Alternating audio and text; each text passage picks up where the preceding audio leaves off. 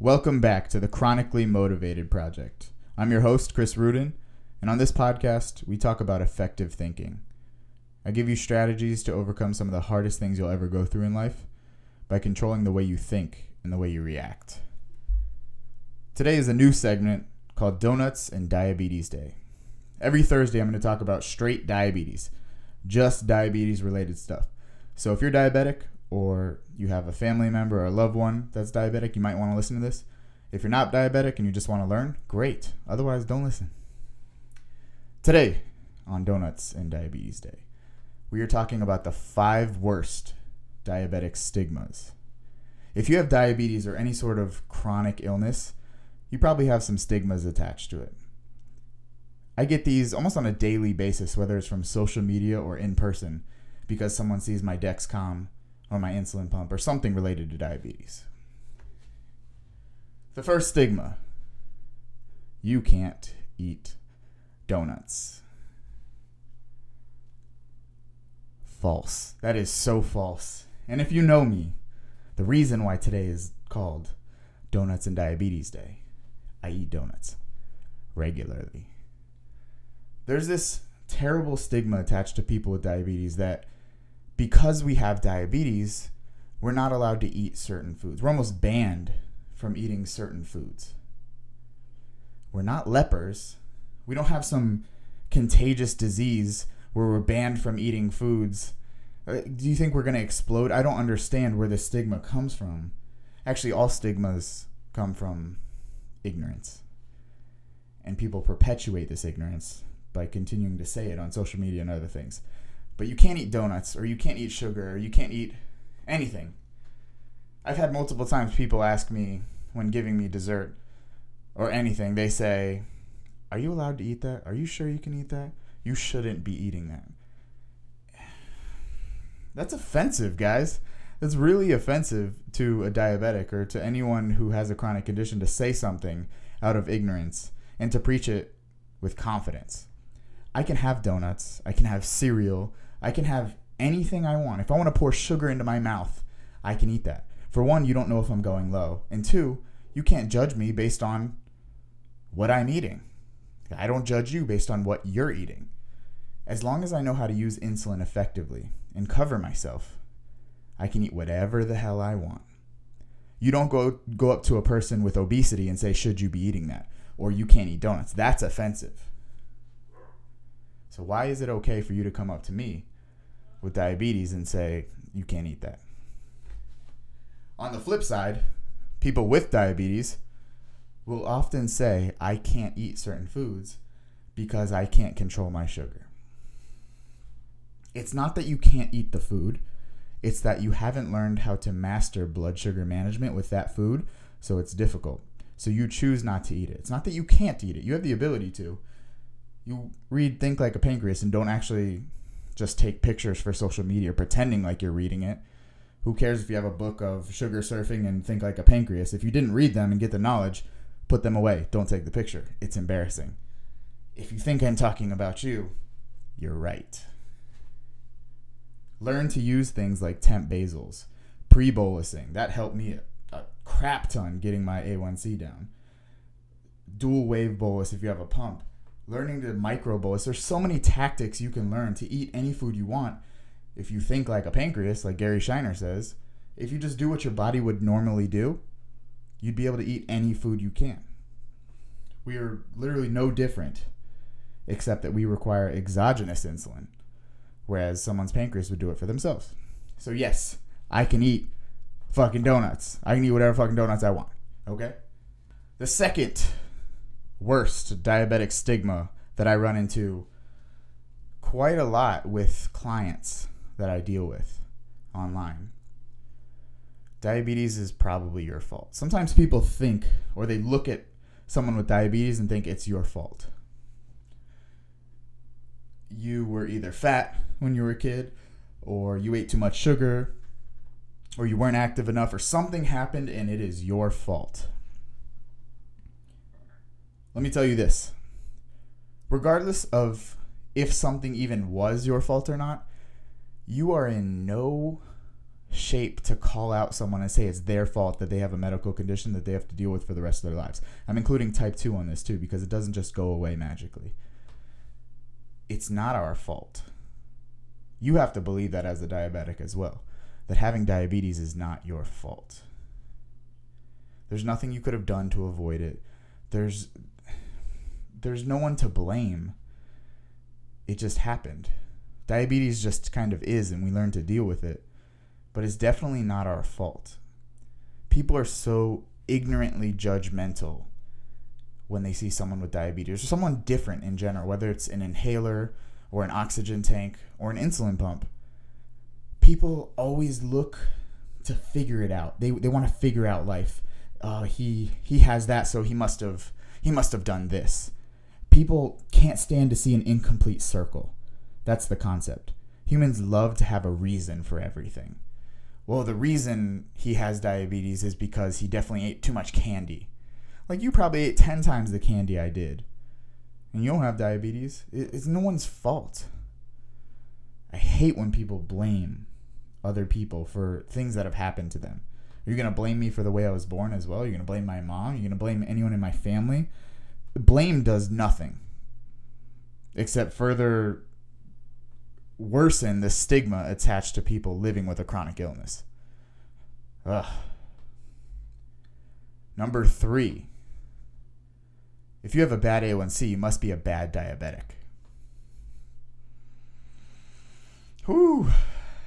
Let's talk about bad A1Cs. I can't stand the term bad A1C or bad diabetic. Brittle anything. Bad A1C. Shit happens in life. People talk about, oh, you have a bad A1C. You don't know what they just went through. They could have lost a loved one. They could have lost a job. They could have had all this compounding stress, and that could have made their blood sugars go out of whack, uncontrollable in terms of trying to set basals to a variable situation, and they could have a bad month or two. You don't know. So you can't define someone based on their numbers. A good friend of mine, Rodney Miller, said if you were to take a snapshot of someone on their worst day when they're sick, does that picture properly represent them as a person? No. Just as an A1C doesn't properly represent you as a person or as a diabetic or as a person with diabetes, because we are more than just our condition. But the outsiders, I call them the outsiders, non-diabetics, they see bad sugar control and they think, oh, you're lazy. You didn't do your job. You're a bad diabetic. They don't understand. And it's not your job to make them understand, but you can try and educate as much as possible. And if they don't listen, you walk away. You don't need them in your life. A bad A1C does not make you a bad person. Just as a good A1C does not make you a good person or a good diabetic.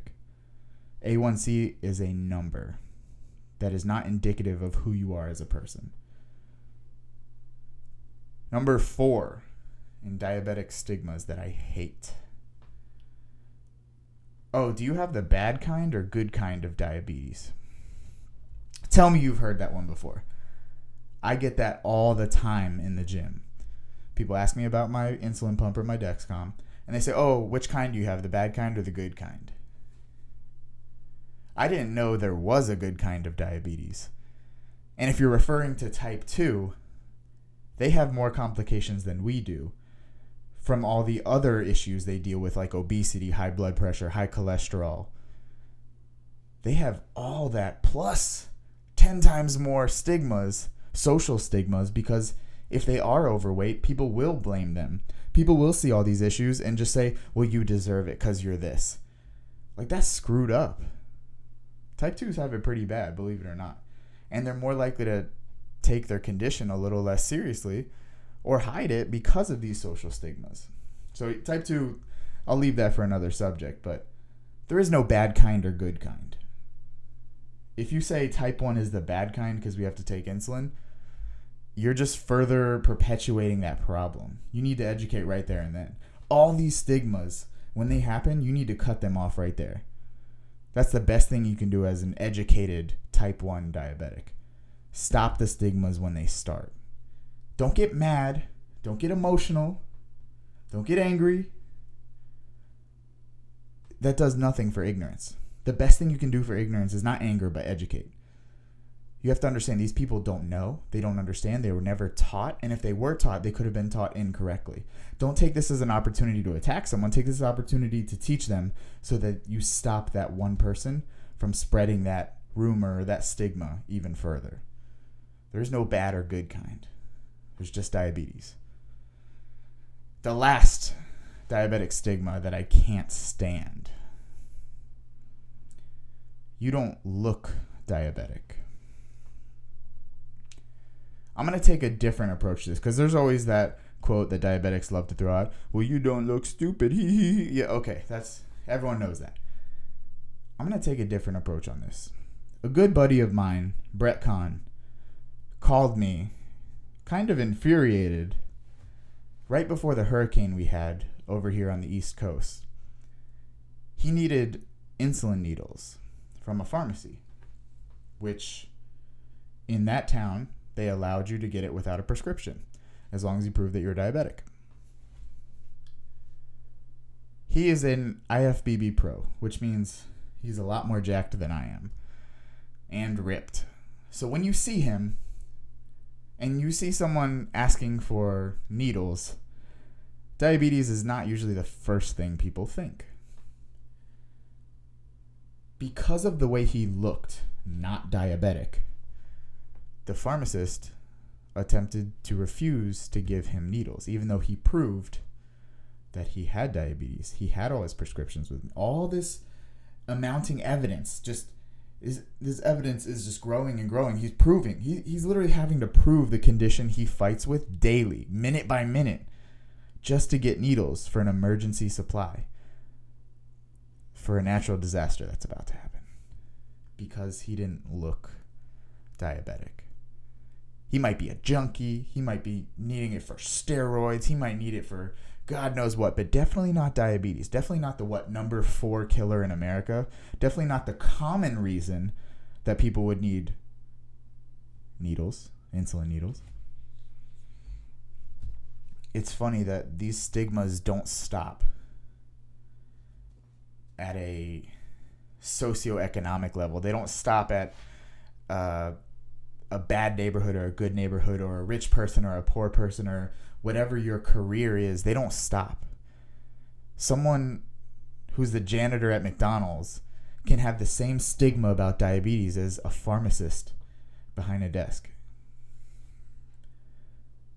It's unfortunate that these stigmas are so widespread and that they can really hurt us in certain situations. But it's our responsibility to share our knowledge, our education, our lives, not for them to feel bad about us, not for them to understand us, because they never will. I'll say that again. No one will ever understand your diabetes like you do. And it is futile. It is pointless to try and get someone to understand your condition. That won't happen. What you can do is educate. You can teach. You can explain and show why what they're saying not only doesn't make sense, but is almost offensive. Teach them. Don't scold them. Don't be condescending. It's tempting, trust me, and I've unfortunately done it to a few people who have really pissed me off. I'm not Mother Teresa, but I'm telling you this for a reason. It's beyond you and me. It's to help the rest of the people with diabetes. Imagine being a newly diagnosed person and getting attacked by all these stigmas at once. You'd be far less likely to control your sugars, to be open, to be an advocate. That's terrifying to me. So beyond my anger and my frustration, I need to educate them for the people who need it. That's why you need to take this as an opportunity to prepare yourselves, to not use these reasons to attack people. I know on Facebook we just let it go and like, this person is so damn stupid. They said this. I can't believe that. They're so ignorant. Yeah. Pitchforks and torches and, the diabetic herd comes out and we all start getting on each other's backs. Like, yeah, let's get them. Like, stop. That's cool and all, but in reality, we can't do that. That won't help us. Emotionally, yes. But in an effective thinking manner, That's not what they need. That's not what you need. You can't eat donuts. I eat them all the time. It's not my fault. I don't have a bad A1C. I don't have a good A1C. My A1C is as good as I can manage it, and I'm going to continue to improve it. I don't have the bad kind of diabetes or the good kind of diabetes. I have the kind of diabetes that requires my full attention every day. I may not look diabetic, but I am. And any opportunity I get to teach someone about my condition so that they can spread the truth instead of these stigmas and rumors, I'll take it. That's it for today on Donuts and Diabetes. Next week, I got an awesome topic, so make sure next Thursday you tune in. And thank you.